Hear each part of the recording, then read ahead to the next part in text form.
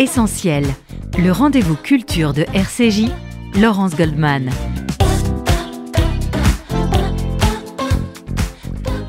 Et c'est un essentiel exceptionnel que je vous propose ce matin sur RCJ, un essentiel dans lequel nous allons parler de justice et de mémoire. À mes côtés, Sigalit Lavonne, bonjour. Bonjour. Vous êtes directrice adjointe d'Academ. Bienvenue sur RCJ pour cette première émission coproduite par ces deux médias du FSJU. Nous recevons ce matin, Sigalit, deux hommes qui ont voué leur vie au combat contre l'impunité des crimes commis par les nazis à l'encontre des Juifs pendant la Seconde Guerre mondiale, à la construction et à la préservation de l'histoire de la Shoah, mais aussi au soutien à l'État d'Israël. Bonjour Serge Klarsfeld.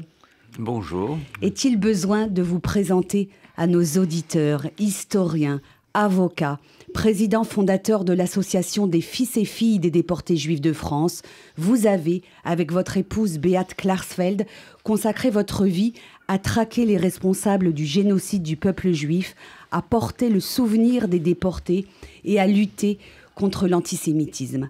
À vos côtés, Claude Boschurberg, bonjour. Bonjour Laurence. Figure de la mémoire de la Shoah, mémorialiste de l'association à travers notamment votre émission Mémoire et Vigilance chaque semaine depuis plus de 40 ans chez nos confrères de Radio Shalom. Vous publiez ensemble aux éditions Klarsfeld, Fils et filles des déportés juifs de France, ce mémorial de nos militants disparus 1977-2023. C'est un ouvrage à la fois d'hommage et d'histoire qui retrace le parcours de toutes celles et ceux qui vous ont accompagné au cours de ces années et vous accompagnent encore aujourd'hui. On y trouve plus de 200 biographies d'hommes et de femmes rescapés, survivants de la Shoah, anciens déportés, orphelins, enfants cachés, tous marqués à jamais par le malheur de cette tragédie du peuple juif, mais tous debout, engagés et militants.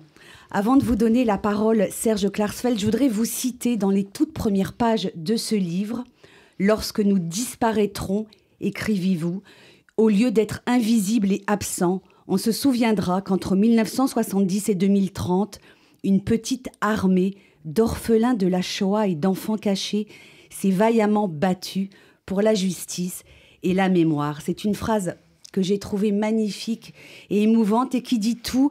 Elle illustre votre combat et ce que vous êtes, les fils et filles des déportés juifs de France, votre courage, votre force, votre ténacité, votre engagement, mais aussi votre fraternité, Serge Klarsfeld.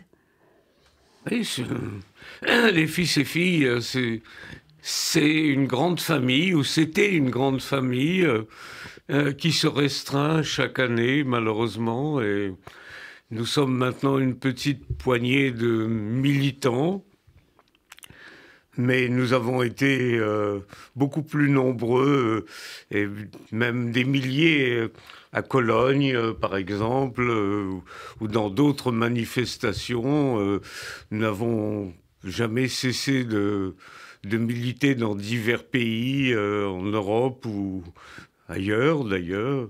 Et puis, Beate et moi, nous avons été l'avant-garde, disons les représentants, parce que finalement cette association, elle est née de la rencontre d'une Allemande non juive qui voulait réhabiliter le peuple allemand, et puis d'un juif conscient de ses responsabilités vis-à-vis de ceux qui avaient disparu.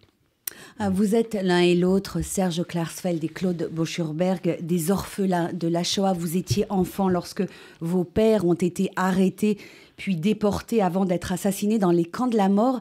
À quel moment avez-vous pris conscience, avez-vous compris que cette histoire des Juifs d'Europe exterminés par les nazis risquait de tomber dans l'oubli et qu'il fallait la faire exister?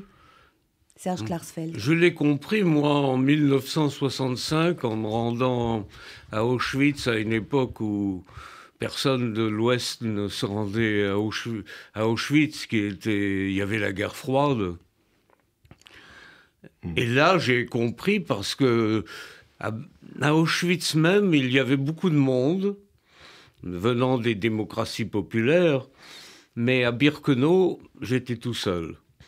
Et j'ai compris à Birkenau, où mon père a été assassiné, où moi-même j'aurais dû mourir, j'ai compris que j'appartenais à une génération tout à fait exceptionnelle de juifs, puisque nous avions échappé, j'avais échappé à la pire menace qui planait sur le peuple juif, et que 6 millions de juifs avaient péri, et que d'autre part, j'avais vu la renaissance d'un État juif après 19 siècles de disparition, et que, ma foi, il fallait assumer à la fois la mémoire et à la fois défendre cet État juif qui venait de renaître et qui était perpétuellement menacé. Claude Boschurberg, oui. Oui, d'abord je voudrais dire que, en fait, merci de nous recevoir ce matin. C'est une émotion de me retrouver là et à côté de Serge. Faut préciser, je crois qu'on ne dira jamais assez l'épopée qui a été celle de Serge et Beat Klarsfeld. Je lui dis souvent, tu sais, dans quelques années, espérons vivre très longtemps, mais dans quelques années, en université, on fera des doctorats sur leur parcours, qui est véritablement exceptionnel. Et pour nous, les fils et filles des déportés juifs de France, ça a été aussi, je dirais, un honneur et un privilège, parce que ne croyez pas, notre démarche et notre parcours est loin d'être mortifère, puisque c'est en affrontant, je dirais, l'histoire et la mémoire que d'une certaine manière, on exorcise beaucoup de souffrances et de douleurs. Donc ça a été une chance réelle d'être ensemble et de se lancer dans l'aventure que vient de décrire Serge Klarsfeld. Pour ce qui me concerne, je crois que je dois tout simplement à la découverte du mémorial des déportés juifs de France, qui date de 1978, où, comme beaucoup de mes frères et sœurs, fils et filles, j'ai pu découvrir le parcours de mon père, le parcours exact, parce qu'on savait qu'il avait été déporté, mais on ne savait pas exactement les circonstances. Or, le mérite de Serge, à travers cet ouvrage qui inaugure en quelque sorte un océan de livres de référence après, eh bien, on découvre l'itinéraire de notre père en particulier, pour d'autres, comme un ami cher, Jacques Toros, pour son frère, et d'autres encore.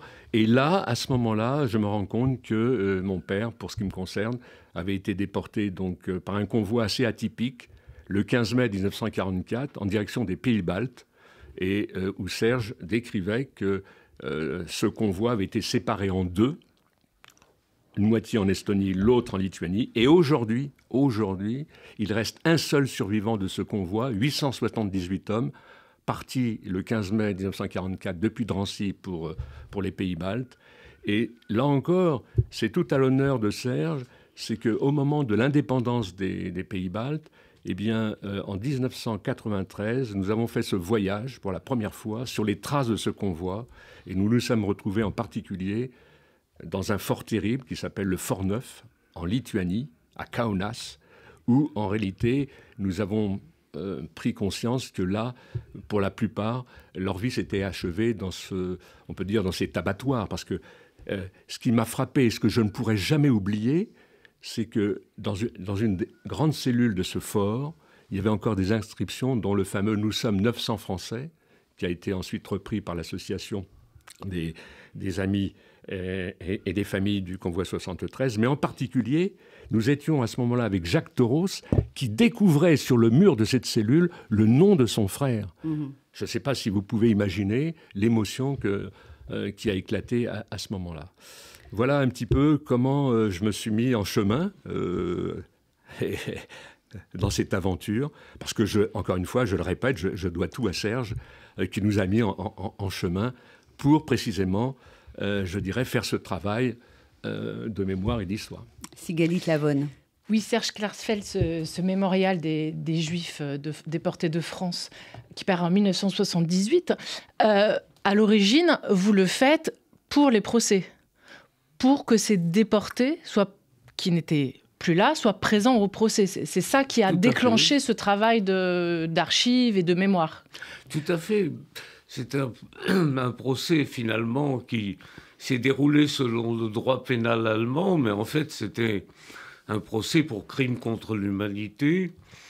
75 000 juifs de France avaient été déportés et je ne concevais pas de venir avec quelques dizaines, quelques centaines même de parties civiles, mais il fallait que tous les déportés soient partie civile. Pour qu'ils soient tous partie civile, il fallait combler une grande lacune qui était le fait qu'il n'y avait pas de liste de déportés et que j'ai pris la responsabilité de rechercher toutes les listes possibles en Allemagne, en Pologne, en Israël, aux États-Unis, en France, bien entendu, et puis d'écrire l'histoire de chaque convoi.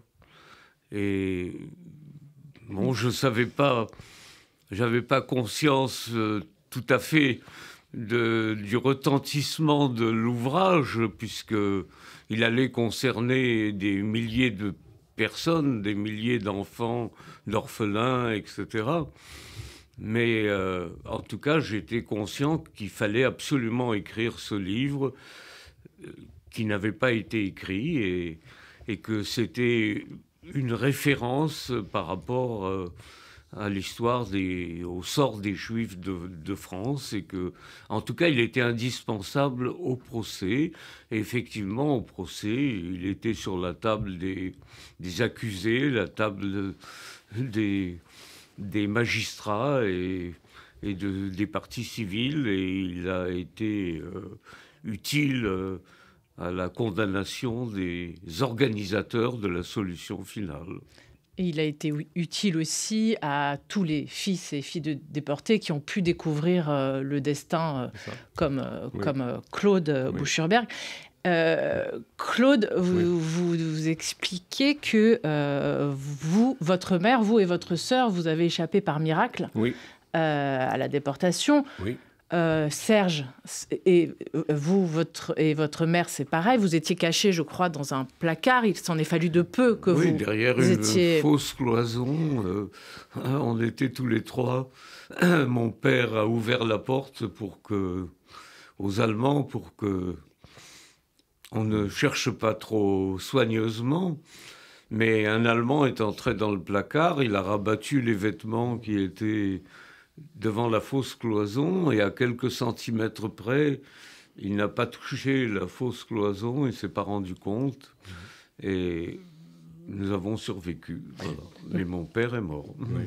Vos deux pères sont morts, et on a le sentiment que tout votre travail de mémoire, votre militantisme, participe aussi du fait comme si vous aviez une dette, d'être resté, d'avoir survécu, de ne pas être parti, comme tout juif était condamné entre 1940 et 1944. Est-ce que ça, c'est pas une forme de résilience, une manière de survivre ? Alors, peut-être que pour répondre à la question, pour avoir interviewé beaucoup de survivants, de rescapés des camps durant presque plus de 4 décennies du reste, il me semble que cette dette-là, avec un petit sentiment de culpabilité, comme on peut le voir chez les fils et filles des déportés, Juifs de France, à ma connaissance, ça ne fonctionne pas comme ça. Ça ne fonctionne pas comme ça. Je crois qu'il faut... Vous savez, dans la tradition juive, on dit il faut un maître. Fais-toi un maître, on dit. Voilà. Le maître, il faut qu'il soit en même temps un initiateur. Je crois que Serge a été l'initiateur de cette trajectoire. Parce que, avant tout, on dit c'est un combat pour la mémoire. Je dis non, c'est un combat éthique. C'est avant tout un combat éthique. Quand on voit ce qu'il a accompli avec sa femme, en réalité, rien ne pouvait s'opposer à sa démarche de vérité. C'est ça, c'est un combat éthique.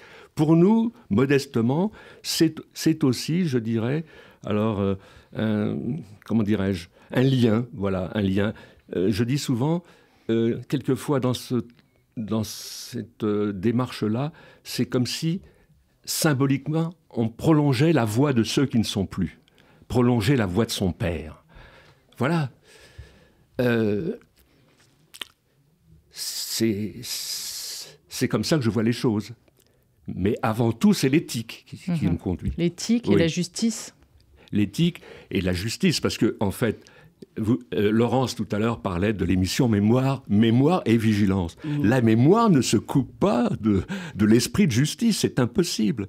Quand on voit le parcours, l'épopée des Klarsfeld, la mémoire colle à la justice. Il n'y a pas, je dirais, et réciproquement. C'est, je dirais, les procédures à l'encontre des collabos, c'est la procédure à l'encontre de Barbie, etc. Je veux dire, c'est énorme ce qui a été accompli, énorme. Alors ce livre, il est chronologique. Il commence avec Julien Aubard, ancien résistant, ancien déporté, décédé en 1977. Il se termine avec Laurent Goldberg, ancien grand résistant également. Beaucoup d'anciens résistants parmi les fils et filles de déportés juifs de France. Laurent Goldberg, il est décédé à l'âge de 100 ans il y a quelques mois. On est frappé, enfin j'ai été frappée en tout cas à la lecture de ce livre par le récit de ces vies que vous avez écrites l'un et l'autre, Serge Klarsfeld et Claude Boschurberg, mais également par la simplicité de ces vies, par l'humanité, par ces destins fracassés. Et je voudrais qu'on dise un mot de cette première génération qui vous a rejoint. C'était dans les années 70. Ces survivants de la Shoah avaient 15 ans, 20 ans, parfois un peu plus pendant la Shoah, au lendemain de la guerre. Et c'est important de le rappeler, je crois, aux jeunes générations qui nous écoutent ce matin. On ne parlait pas de ça. On ne parlait pas de la déportation. On ne parlait pas des chambres à gaz, des fours crématoires. Les survivants, finalement, ils se sont construits ou reconstruits à peu près tout seuls, Serge Klarsfeld. Non, ils ont formé des associations quand même, l'association de Henri Boulavko, l'amicale des déportés d'Auschwitz, d'autres associations ayant d'autres orientations politiques. Non, ils sont restés assez soudés et assez proches. Mais dans la société française en général, oui, dans la société française en général, on ne parlait pas des déportés. En dehors de la société française, qui elle préférait ne pas en parler puisque elle se souvenait de moins en moins précisément que la plupart des Juifs avaient été arrêtés par des policiers français aux ordres de leur gouvernement. Et donc, on en parlait très peu en dehors du monde des survivants. Les amis de ma mère étaient aussi des familles qui avaient été frappées par la déportation. Donc, ils parlaient de leurs disparus, ils parlaient des circonstances pendant la guerre, de ce qui s'était passé. Et j'ai toujours entendu parler de cela. Moi, je suis allé à l'inauguration du monument de Rapoport à Bagneux pour les engagés volontaires, puisque mon père avait été engagé volontaire et avait combattu, que son neveu avait été tué à côté de lui. Donc j'ai baigné mais j'ai baigné familialement, mais pas en dehors. En dehors, au lycée, on n'en parlait pas, on n'en parlait jamais. Et quand on mettait profession du père, bon, je m'étais mort en déportation, mais je ne m'étais pas assassiné en déportation, mort en déportation. Comme si cette mort était normale, alors que, bon... Et bon, c'était ainsi une sorte non pas de chape de plomb, mais une sorte d'indifférence par rapport à l'histoire. Il ne faut pas oublier aussi que dans l'immédiate après-guerre, c'est-à-dire 45-55, les livres d'histoire étaient les livres d'avant la guerre, et on ne parlait pas de la guerre mondiale. C'était pas au programme.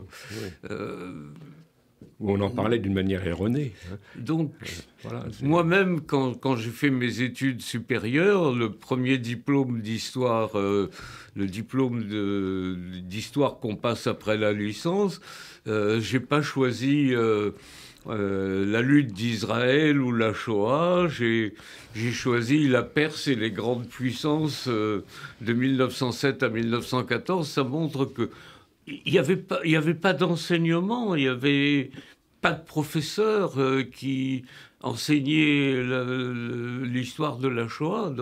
Donc tout naturellement, on allait dans des directions différentes de l'histoire des Juifs et on se démobilisait par rapport à son propre passé. Et il fallait se remobiliser. Et c'est cette visite à Auschwitz qui m'a remobilisé, bien que me mariant, épousant une Allemande non juive, j'étais conscient de ce que je faisais. J'étais conscient du passé, mais ça ne me propulsait pas dans l'action.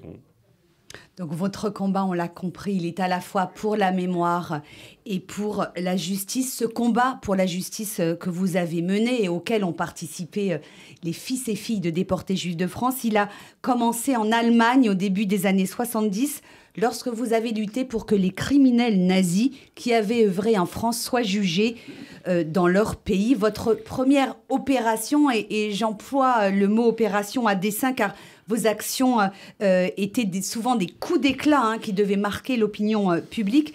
Votre première opération, elle concernait Kurt Lischka, qui était le chef de la Gestapo en France et donc le responsable de la déportation des Juifs et des parents des membres de votre association. L'un des responsables majeurs. La principale cible que nous avons mise en avant, il vivait à Cologne, mais il faut signaler que tous les criminels nazis allemands pouvaient être jugés, sauf ceux qui avaient agi en France, parce qu'ils avaient été condamnés par contumace.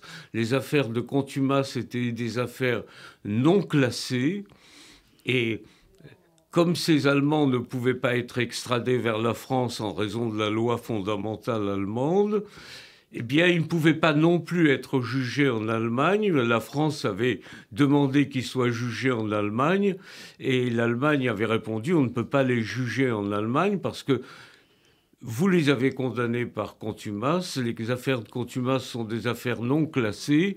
Vous nous avez interdit d'être compétents pour les affaires non classées. On ne peut pas les juger. » Donc les seuls criminels au monde nazis qui étaient assurés d'une totale impunité étaient ceux qui avaient organisé la déportation des Juifs de France.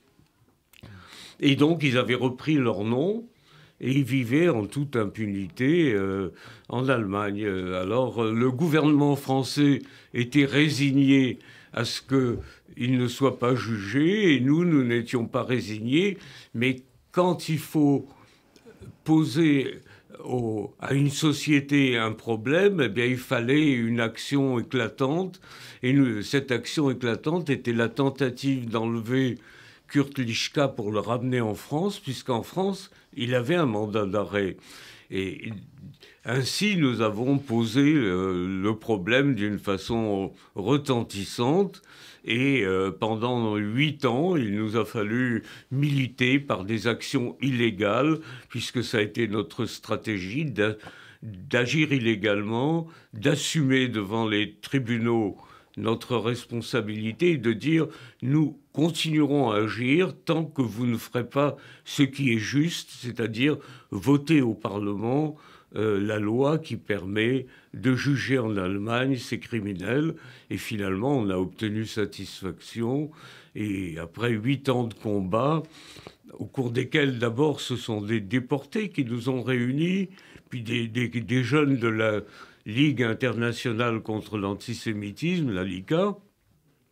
Au bout de 8 ans, nous avons eu ce procès où nous avons fait venir des milliers de Juifs de France pour assister au procès. Et les jeunes qui étaient là maintenant ont 45 ans de plus.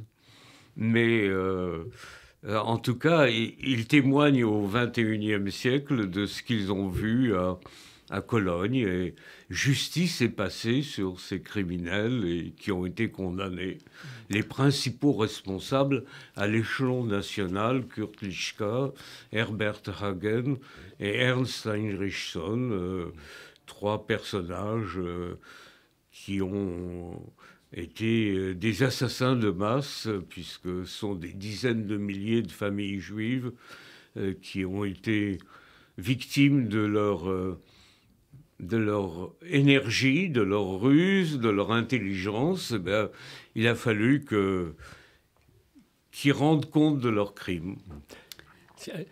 Je me permettrai simplement, Claude puisque tu parlais de Julien Aubard, il faudrait peut-être préciser aussi qu'il y avait Henri Wolf, il y avait aussi Henri Pudelot, puisque comme je l'ai signalé, je voulais montrer des photos, suis chroniqueur justement. de l'épopée des fils et filles, et je me permets de signaler que pas plus tard qu'il y a 3 jours, Serge Klarsfeld assume, je dirais, la publication d'un ouvrage qui nous est cher, j'en profite pour le signaler, qui s'appelle donc Milo Adonner et ses compagnons, sentinelles de la mémoire au cœur de Paris.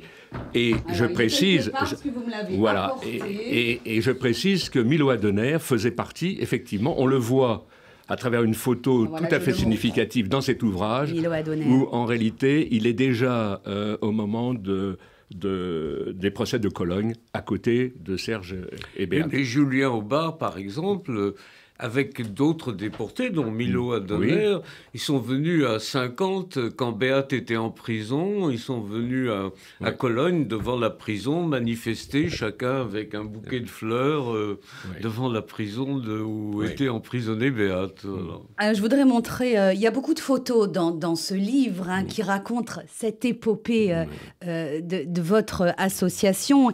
Et on les voit qui s'enchaînent. Là, ils sont au camp Dachau avec votre épouse Beate Klarsfeld. Ce sont des coups d'éclat, des véritables campagnes pour gagner les opinions publiques de l'époque. Moi, j'ai une question à vous poser sur ces vêtements de déportés qu'ils revêtaient à chaque fois. Qu'est-ce qu'ils voulaient dire en remettant leurs habits de déportés? Eh bien, il voulait dire qu'il y avait eu la Shoah et que l'Allemagne était coupable de cette Shoah et qu'il militait... Ils combattaient en tant que survivants de la Shoah. Et vous voyez d'ailleurs sur les photos comment ils ont été passés à tabac par les policiers allemands qui, eux, ne se souciaient pas de la Shoah, mais se souciaient de l'ordre public. Et lorsque ils arrivaient au commissariat, on leur demandait s'ils avaient déjà été arrêtés, et ils répondaient oui, et ils notaient qu'ils avaient été arrêtés et envoyés à Auschwitz. C'était aussi par l'absurde qu'il fallait combattre. Il fallait oser affronter les opinions publiques du monde entier, en fait, puisqu'il y avait des nazis qui vivaient tranquillement en Allemagne, d'anciens collabos qui vivaient en toute impunité en France, sans parler de ceux qui étaient réfugiés. Mais par exemple, pour ceux qui venaient manifester avec nous, les anciens déportés, il fallait d'abord affronter l'hostilité de la rue. Les passants qui voyaient l'ordre public troublé, les vitrines ou les devantures des bureaux abîmées ou dégradées par nos manifestants, tout cela était difficile à assumer. Voilà. Lors des obsèques de l'un de vos amis, Gilbert Herrmann, en 1983, vous dites, Serge Klarsfeld, notre cause exigeait une intransigeance morale.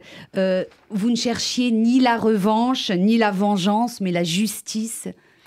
Oui, nous sommes intransigeants, on est indépendants, on tient compte. La référence pour nous, effectivement, est la Shoah, et on ne peut pas si on a cette référence, on ne peut pas ne pas être intransigeant. C'est pour ça que nous sommes intransigeants. Sur le plan politique, nous disons ce que nous avons à dire. Sur le plan financier, nous sommes la seule organisation juive à ne jamais avoir demandé un centime à la Fondation pour la mémoire de la Shoah, alors qu'elle nous doit en partie sa création. Nous voulons être indépendants pour dire ce que nous considérons être notre volonté à partir de la référence que nous nous sommes donnée et qui est le sort des Juifs. Pour moi, chaque fois qu'il y a une grande difficulté, une crise, un problème grave, je me réfère je revois mon père arrivant à Auschwitz. Je m'imagine moi-même arrivant à Auschwitz et je ne peux pas ne pas être intransigeant. Claude Bouchard-Berg. Non, mais c'est magnifique d'entendre Serge, parce qu'encore une fois, je ne veux pas me répéter, mais c'est tout son combat. C'est-à-dire que c'est la vérité, c'est l'intransigeance, et quelles que soient, je dirais, les autorités en place, hein, à partir du moment où, je dirais, ils ne répondent pas à la demande qui est faite, comme tu l'as dit, de mémoire et de justice, eh bien, je dirais, ils vont jusqu'au bout. Quand je dis ils vont, c'est le couple qui va jusqu'au bout. Alors, tout à l'heure, il faut toujours citer aussi les choses. C'est que je parlais du seul survivant du convoi 73, donc parti dans les pays baltes le 15 mai 1944. Je voudrais citer son nom, je crois que je ne l'ai pas fait, et je tiens à le citer parce que c'est un ami cher, qui s'appelle Henri Zeidenberger, et donc voilà, seul survivant aujourd'hui de 878 hommes, et au-delà, on peut dire qu'avec tous les déportés et les rescapés qui nous ont quittés, il représente aujourd'hui, je dirais, peut-être l'ensemble de la déportation.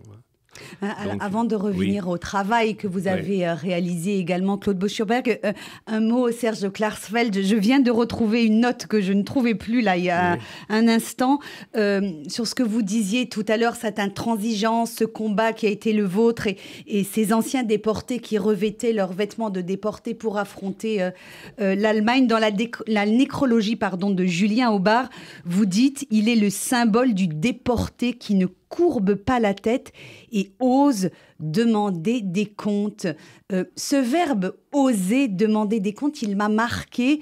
Qu'est-ce que vous avez voulu dire par « il a osé demander des comptes » C'était difficile de le faire lorsqu'on rentrait des camps de la mort et qu'on était face à cette Allemagne qui avait condamné le peuple juif à la mort.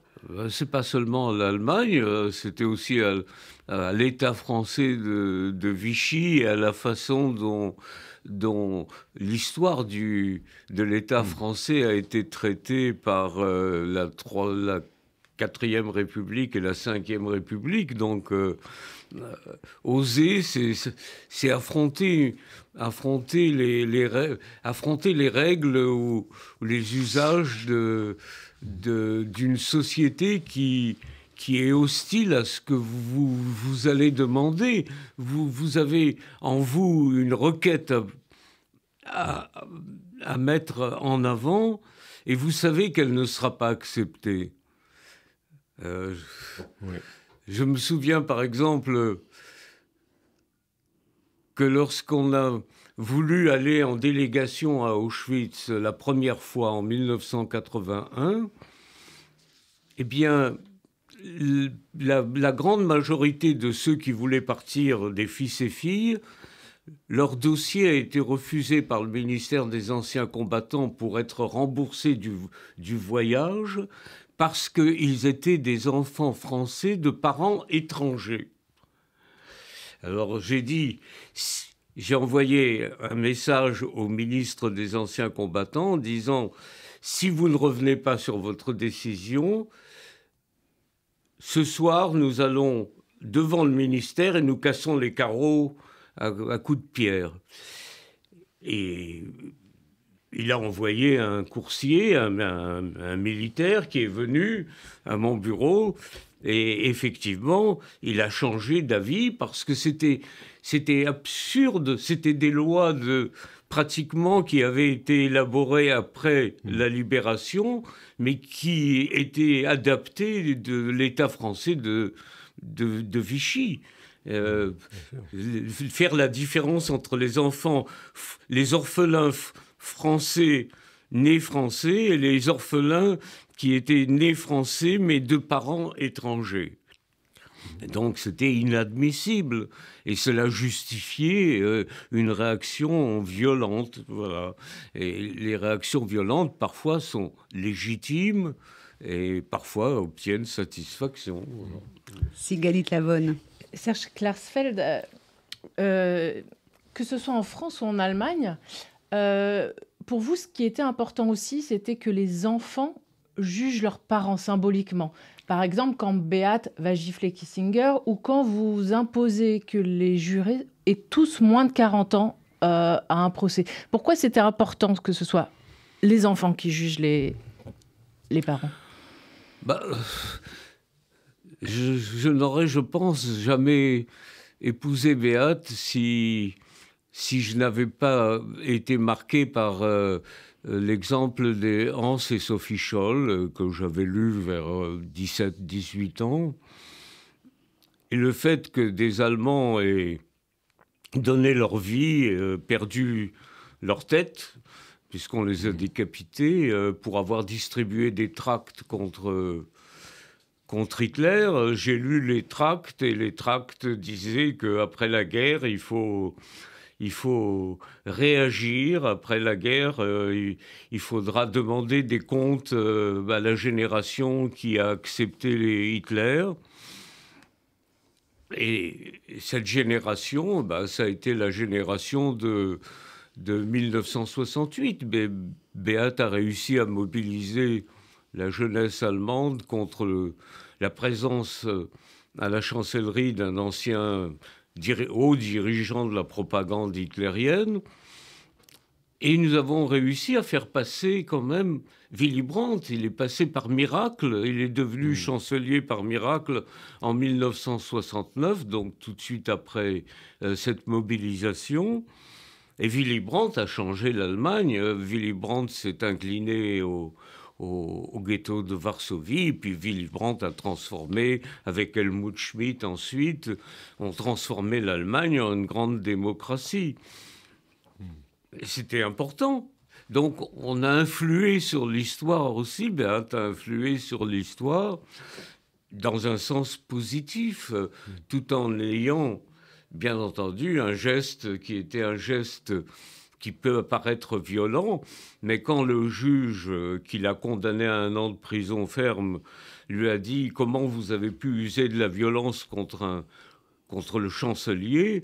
Beate a répondu « La violence, c'est quand on impose un chancelier nazi à la jeunesse allemande. » Alors, votre combat pour la justice, il s'est également exercé en France. On se souvient de ces procès qui ont marqué l'histoire et qui ont bouleversé les opinions publiques et bouleversé la connaissance et la compréhension que nous avions de ce qui s'était passé pendant la Shoah. Les procès de Claude Barbie, tout d'abord, puis celui de Paul Touvier et de Papon. C'était dans les années 1980 et 1990. Alors là, le combat a été peut-être moins violent physiquement, mais néanmoins, il a été long et difficile pour qu'on arrive à ces procès.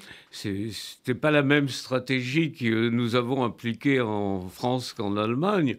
En Allemagne, ça a été l'action illégale. En France, ça a été de déclencher des affaires judiciaires visant des hommes qui avaient été, comme Bousquet, représentant du gouvernement, puisqu'il était ministre de la police. Comme responsable de l'arabe du Veldiv. Comme Le Guet, qui représentait l'administration préfectorale à l'échelon de la zone occupée, comme Papon, qui représentait l'administration préfectorale à l'échelon régional, et comme Touvier, qui représentait la police politique de Vichy, la milice. La milice. Donc, ces 4 affaires nous ont permis, par des milliers et des milliers de messages qui ont été envoyés par les médias, d'instruire la population française, le peuple français, de ce qu'avait été le régime de Vichy ou le rôle du régime de Vichy par rapport aux Juifs, voilà, tout simplement, et comment il s'était rendu complice de l'Allemagne hitlérienne, et notamment en fournissant la police et l'administration préfectorale pour se saisir des Juifs dont les Allemands avaient besoin pour remplir les trains qui les conduisaient à l'abattoir. Je voudrais simplement aussi préciser que celui qui représentait les partis civils, et en particulier les fils et filles, c'était Arnaud Klarsfeld. Il faut savoir que quand on s'est retrouvés à Versailles, et puis après, je dirais, pour Papon à Bordeaux, eh bien, j'ai le souvenir que le seul qui faisait peur à Papon, c'était Arnaud Klarsfeld. Et puis il était aussi très présent. Les grandes affaires ont été les affaires le Bousquet et le Guet. Les procès, ça a été Papon et Touvier. J'aurais préféré le procès de Bousquet. Mais Bousquet a été assassiné. Le procès de Bousquet ou de Le Guet. Mais dans les procès, nous avons eu une position différente de celle des autres partis civils. La première, pour Touvier, c'était de dire que Touvier était seul responsable de l'exécution de Rieux-la-Pape, alors que les autres partis civils, les autres avocats des partis civils craignaient que si on mettait la responsabilité sur les seuls français, eh bien, la définition du crime contre l'humanité et la responsabilité des Allemands n'aurait pas été marquée, et qu'on risquait de ne pas avoir de condamnation. Et dans le procès Papon, nous avons demandé, avant même le procès, une peine graduée que nous avons évaluée à 10 ans de prison, alors que pratiquement toutes les autres parties civiles réclamaient la condamnation à perpétuité. Et nous pensions que nous ne pouvions pas prouver la culpabilité, disons, la volonté de Papon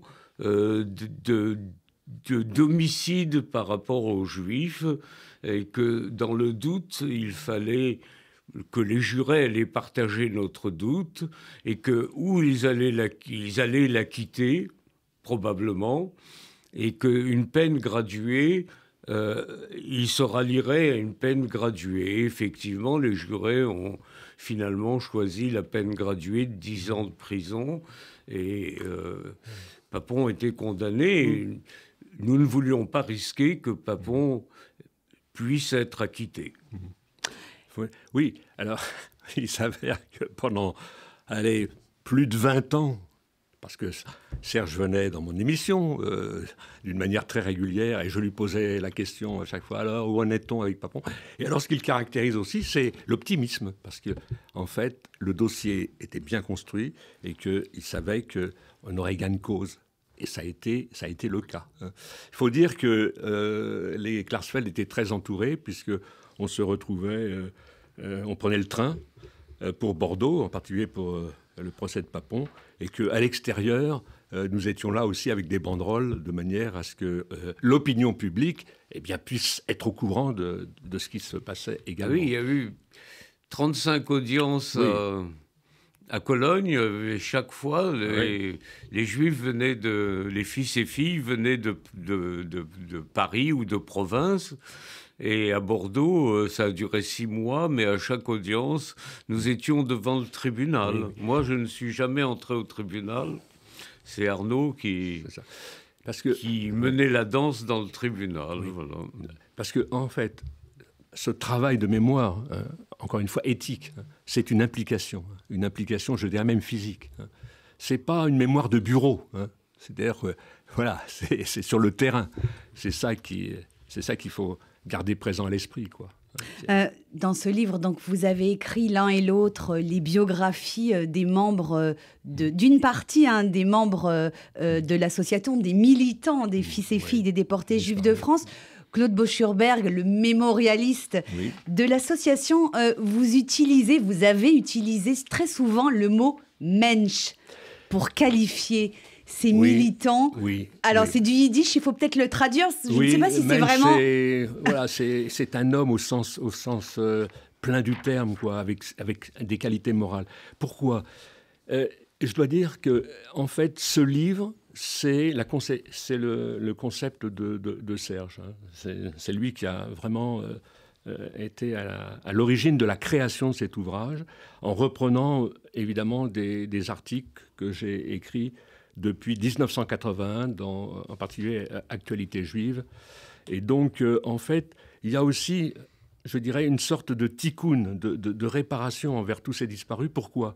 Parce que du temps de leur existence, bon, en général, disons que ce sont des mensch très modestes, très humbles. Hein. En réalité, je parlais de l'implication. Ils étaient vraiment corps et âme autour des Klarsfeld pour ce combat de mémoire et de justice. Et que l'idée de Serge, qui était vraiment magnifique, encore une fois, je le précise, on est dans l'éthique, c'est qu'il a voulu laisser une trace de tous ces mensch de manière à ce qu'en fait, ils ne soient pas oubliés. Parce que vous le savez très très bien, Laurence et Galit, c'est qu'en réalité, quand une histoire n'est pas écrite, elle disparaît. Et là, la force de cet ouvrage, c'est qu'on peut l'ouvrir à n'importe quelle page, on va voir ces hommes, ces femmes, qui méritaient d'être inscrits en regard de l'histoire. Et je dois dire que ça a été très émouvant pour moi de découvrir aussi cet ouvrage. Parce qu'il m'a fait la surprise. Je suis parti, c'était avant l'été, il m'a dit, tiens, j'ai l'idée de faire un mémorial. Et je l'ai découvert après. Mais je dis, mais quel beau livre, quoi. Quel beau livre. Quel beau livre éthique, encore une fois. C'est Galit.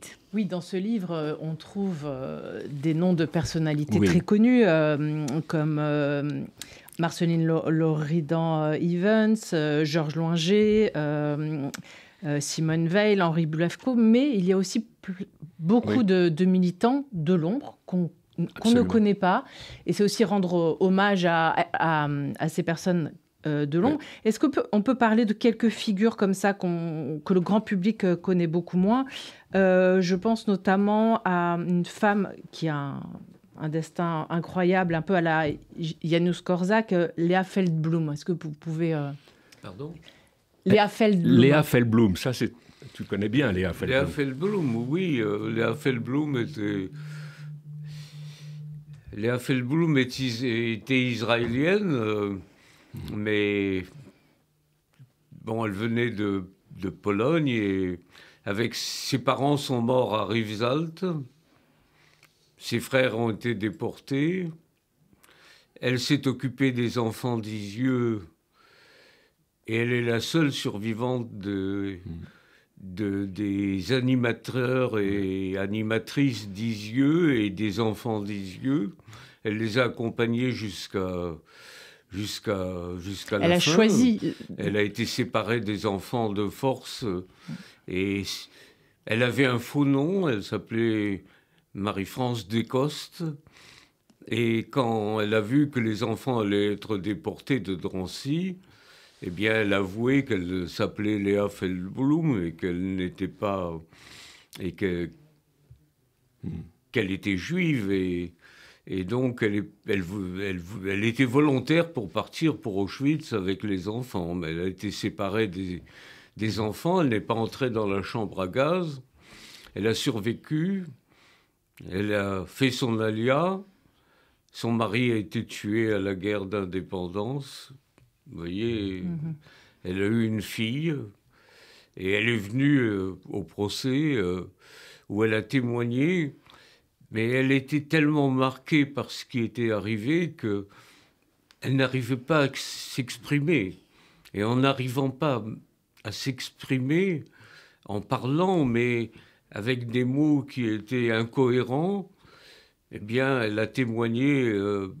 véritablement de ce qu'avait été la tragédie d'Isieux, et ça a marqué beaucoup les jurés en particulier.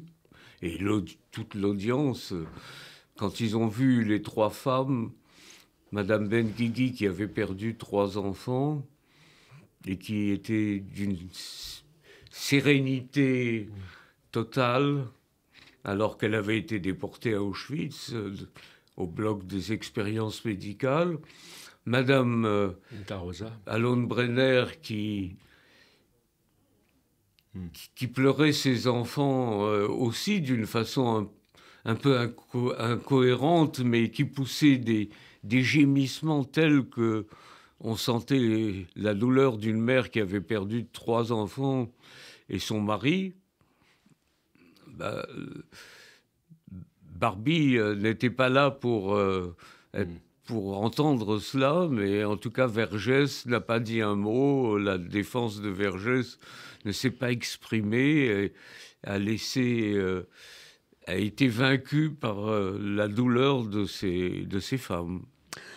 Nous arrivons au terme de cette émission. Il y aura encore tellement de choses à dire. Je rappelle à nos auditeurs que l'on vous doit la lecture des noms des déportés juifs de France chaque année sur le parvis du mémorial du Veldiv. On vous doit également d'avoir érigé... Avec le rabbin Daniel Fari. Fari, absolument. Vous avez également érigé des monuments de mémoire, notamment en Israël, puisque le combat pour la survie d'Israël est également le vôtre.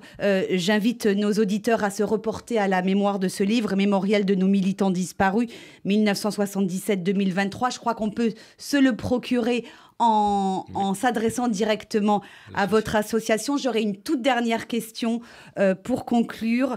Est-ce que vous avez aujourd'hui, l'un comme l'autre, le sentiment du devoir accompli? Serge Klarsfeld, il nous reste 1 minute pour répondre. Le sentiment du devoir accompli, oui, mais quand on voit les événements qui se succèdent... on se dit qu'on a fait ce qu'on devait faire, mais que ça n'empêche pas grand-chose en ce qui concerne l'antisémitisme. Oui. Voilà, donc, et quel conseil vous pourriez nous donner ? Chaque génération de juifs a des épreuves à affronter. Et c'est donc... si on regarde l'histoire juive, on en était déjà convaincu avant.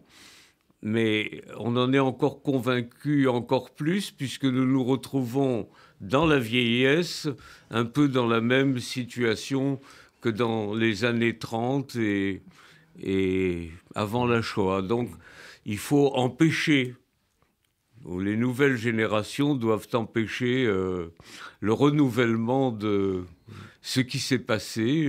Pour nous, nous mourrons probablement dans l'incertitude de ce qui arrivera, mais dans la certitude d'avoir fait notre possible. Un dernier mot très rapide, Claude, parce que c'est la fin. J'ai pas grand-chose à rajouter, simplement, il faut bien dire, on assiste à une régression de l'histoire. Il ne faut pas baisser les bras, je dirais la lutte continue, mais c'est vrai qu'on peut se poser des questions. Merci infiniment Serge Klarsfeld, Claude Boscheberg d'être venus ce matin sur RCJ pour cette émission coproduite avec Academ. Merci également à vous Sigalit Lavonne, directrice adjointe d'Academ, pour cette première émission coproduite par nos 2 médias du FSJU. Restez avec nous sur RCJ. Dans un instant, vous avez rendez-vous avec Margot Siffer pour RCJ Midi, l'édition complète de la mi-journée. Excellente journée à tous à l'écoute de nos programmes.